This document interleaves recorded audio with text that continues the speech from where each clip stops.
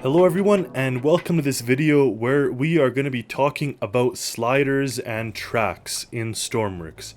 Now this is intended to be a beginner's video, so if you are new to Stormworks, stick around. If you are more experienced and you know how to use sliders and tracks, then you don't have to watch this, but you are more than welcome to stay and follow along. Maybe you learn something, maybe you tell me I'm wrong, but regardless, this is the video that I'm going to be showcasing sliders and tracks. So we have three main types of sliders and tracks in the game, and the reason I'm saying sliders and tracks is because it's quite confusing. If you put slide here, nothing happens. If you put slid, then you see the sliding connector gripper and the sliding connector track. If you put in track, then you see these four and you see the sliding connector track, but you don't see the sliding connector this guy, gripper. So if you put track, you get most of them, but not the gripper. I'd like the gripper to show up here maybe one day, but regardless, this is what we're taking a look at in this video. So we have the compact linear track base, and this one is the actual part that moves. Then we have the track extension, and then we have the bigger version of that and its extension, and then of course we have the sliding connector track, and we have the associated gripper tool. Now all these act to move something in a linear fashion, so alongside or in parallel with whatever plane it is you're doing. So you're not rotating, you're just moving something along your plane. Now that said, these three behave differently and require different microcontrollers and ways to get them functional. We'll start first with the easiest one, and that is the sliding track. The reason it's called sliding track is because you do not move it with a microcontroller, you can physically push it and slide it along its surface. So it says here, a connector that can be used to build a track for grippers to attach to. Gripper connectors will attach when the track is lined in close and will detach when they slide off the end. Also, they can detach when you press the button, but those two ways. Now, if you press here to the gripper, it says a connector that will attach and slide along a connector track. A gripper will attach when it's close enough and will detach when it slides off the end or receives an on signal to release it. There we go. Here it says that. And then you can have a brake to prevent it from sliding along the track. So for lack of a better term, this is a dumb connector, and I'm kind of using the little quotation marks with my hands. It's not really dumb, but it is not one that you use a battery for even. They're not electric at all. So this is nice because they work without electric power. Now if we delete this, this is how it should look. However, note that when you go to your bodies, you could see that it's physically currently attached. So if you're just starting, you can't do this and expect it to slide anywhere. It will not slide. So you actually have to go and move, cut, and paste. And once it is a different body, now it will slide. And what I'm going to do for this demonstration is just make this track a little bit bigger, put an end blocker so it can't come off, and what I'm going to do is put a handle so we can drag the thing around. So with that done, if I go and walk over to my slider track, you can grab the handle and you can pull it. So it can move this way. You don't have to also pull it, you can run into it and push it off.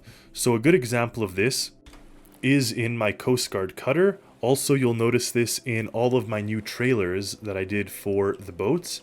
But in essence, what you do is once this rear door is opened, all we got to do is release the connector. Now remember, the connector is the part that is on the vehicle because that slides and the track stays put where it is. So in this boat, just have to find that little button. There we go. And off we go. So I released the gripper brake and we actually slid off. So that didn't even release it from the tracks. That was only releasing the gripper. So remember I mentioned two things here. One of them being the actual release and one being the brake. So if we go to data, you see here it says release connector and brake. in the case of my boat trailers, the reason I only have the one button for release boat connectors is because there is no brake attached to this system. It's actually using the connector, and once that's off, it'll just slide with gravity. So that is the great thing about this. It really just lets you kind of use the momentum in the game and push things around and make them slide. Now, like I mentioned, there's two types of buttons, or two types of things that you can press here, and it is the release and it is the brake. So just a quick demonstration, we're gonna have release and we're gonna have brake. So I'm just gonna put B and R. Now, but these buttons obviously have to have a battery, so we're just gonna go and quickly throw a battery on the end of this and attach them all and start it up. So again, if we grab the handle, you drag it around, easy. Now, if we put the brake on, you can't really slide it anymore. So this gripper is braking. Now, the one thing that I've noticed is if you put a pressure or force strong enough, it will, slip the brake. It's going to actually slide. So if it's a very heavy thing, it's a very heavy slope, it will still slide. But if it's light, that definitely works. Now, if you press the R button, off it goes. And it's no longer on the track at all. So in this case, it removes itself entirely from the track. Those ones can't remove themselves from the tracks, so that is not how you deploy a rib, for example. You could put a connector, an electric connector or hardpoint connector or whatever on these, but this one actually comes off the track, so it does have its own defined purpose. The next one up is the small sliding track, or compact linear sliding track, or base, or whatever, and it says a compact slider that moves along a modular linear track. You can build the track using the extension piece. The speed can be set. So it has a logic input of speed and it requires electricity. So the thing with this one here is, first of all, you have to make sure that you have different bodies, just like we had over there. So once you see that you have a different body, which automatically happens, by the way, as soon as you spawn this, it comes with a multi-body. It needs a couple of different things. So first things first, we need to have a battery. And if we go into the logic, you can see it only has one item, and that is slider speed. So the speed itself can be set with a throttle. It can be set with a seat. There's many different ways about it. But if we put this here and just make sure to put a minimum of -1 and a maximum of 1 and probably lower the sensitivity, the thing that this will do is just slide at that speed. So we can actually extend this very long and it'll get the point across here. So pretty much what you do is if you pull this, now it's moving slow. So you can see that it's just kind of chugging along, and if you go back to where it started off, it shows you the speed. And then if you put this all the way here, you can see it actually speeds up, and now we're kind of going at the speed of 1. So you set the speed and the direction based on the speed, not as a button. And the reason I'm saying that is because that one is different. Now, why they made it different is quite clear. This one here has to be compact. It has to only take up 2 cells, 1, 2. So they only could put the one node on it, or they could have put 2 technically, but they put 1, so it just has the slider speed. Whereas this next one has 3 because it is much larger. It's 3 wide, so it actually has slider position and down and up. So you actually move it with a button, whereas this one you move it with a slider or a throttle. Now I'm just going to jump to this one real quick, and I'm just going to put a push button here and show you real quick kind of the difference. So here with this push button, and if we just connect everything again to the battery and we spawn it up, the button moves it. And of course, not only is this one stronger, but it is physically larger. So, and you see it can't slide off the end. Likewise, this one too. When we do this, it hits the end, it does not come off. Whereas that one, if we remove the end, it's just going to come sliding right off. So the track pieces are always attached, whereas the slider are not always attached. Now, moving back to this one here, you see that you can kind of set the speed or the throttle, and if you have a seat, you can also attach it very easily to the seat just by putting it on any of the like seat number commands, and you can then move it. So here now I set it to A and D. Now, of course, the thing is, what if you don't want to use A and D? What if you'd rather use 1 and 2? So what if you don't want to use the pre-made style? There is a microcontroller you could make, and I'm going to show you it right now. So we're going to start off with our empty microcontroller, and we of course need 3 things in here. First one is going to be, or first 2 are going to be the button. So button up and button down, and their inputs, and then the output is going to be a number, and that is obviously the speed.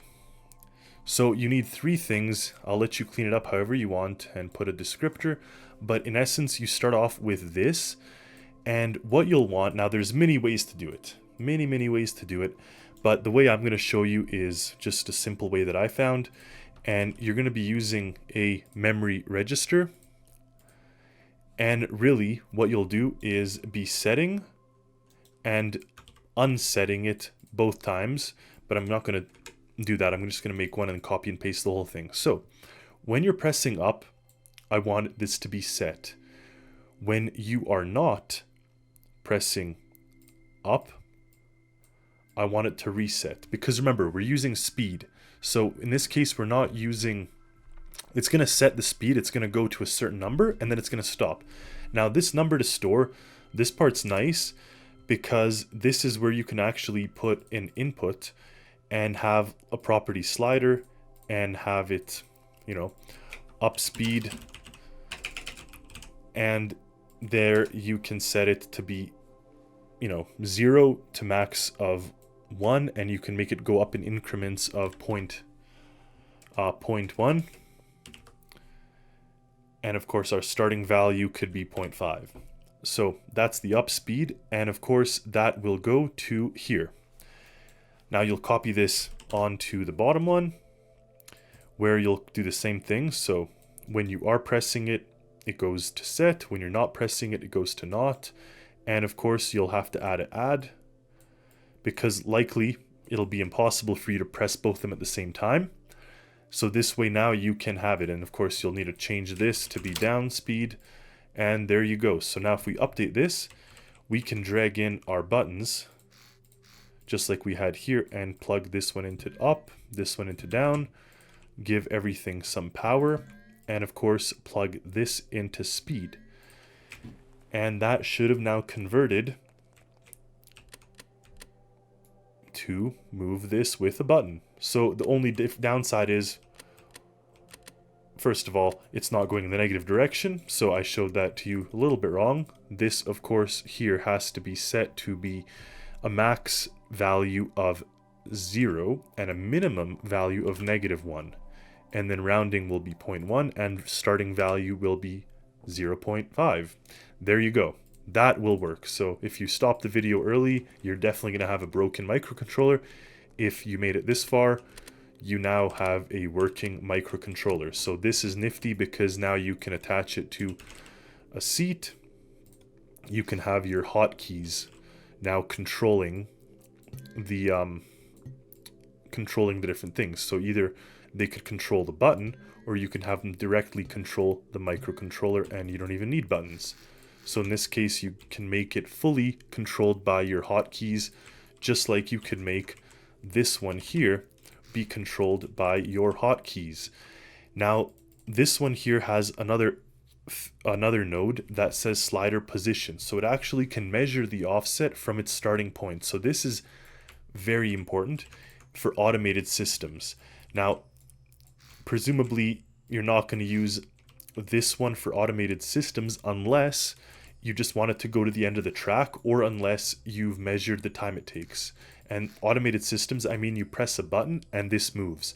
I've done it for the gate, for all the gates on my creations. Whenever you press the button and a gate opens up, I'm using these little guys, but what happens is they're activated for 5 seconds, and I know in 5 seconds the gate is going to fully open, so I just leave them be for 5 seconds.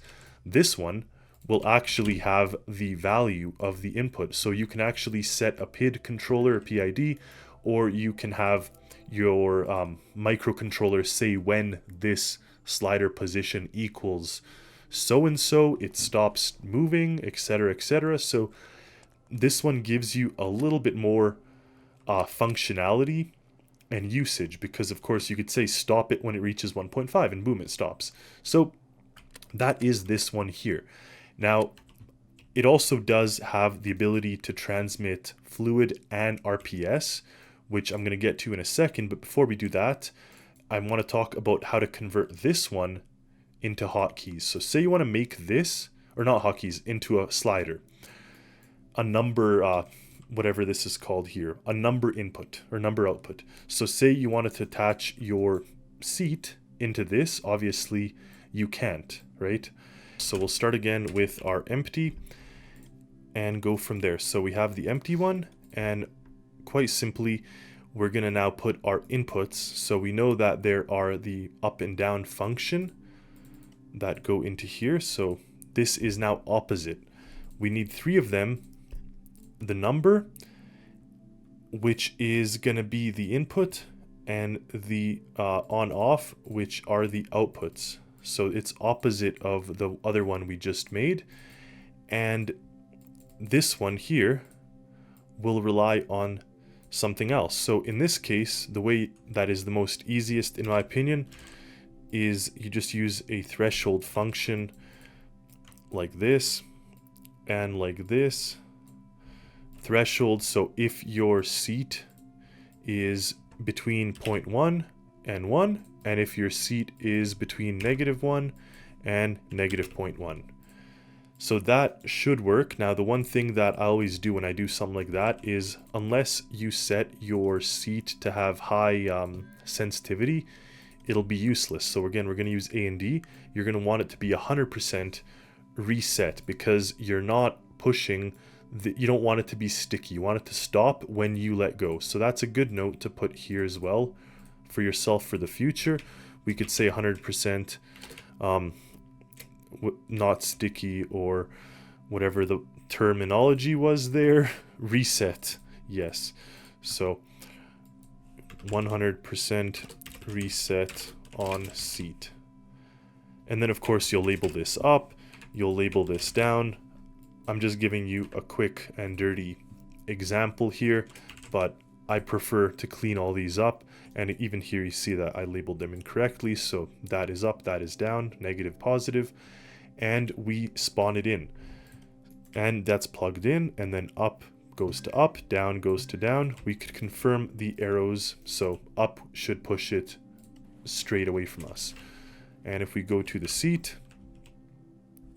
I press D and I press A. So that is the easiest way to make this system work.